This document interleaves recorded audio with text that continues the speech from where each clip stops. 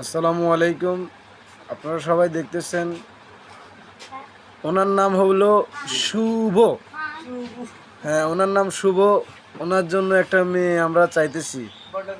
মেয়ের হাত না থাক সমস্যা নেই, মেয়ের কিছু না থাক, টাকা পয়সা কিছু লাগবে না, হাত না থাকলেও সমস্যা নেই, পা না থাকলেও শুধু উনি বিয়ে করতে পারলে হবে। আপনারা দয়া করে ওনার জন্য একটা ভালো দেখে পাত্রী চাই। আমাদেরকে যদি পাত্রী পান আমাদেরকে নক দিবেন, আমরা নাম্বার দিতেছি আপনাদেরকে, আপনারা পাত্রী পাইলে আমাদেরকে কল দিয়ে জানাবেন। ও ছেলে হিন্দু জাতে কাইস্ত, আর কি আর কিছু আছে?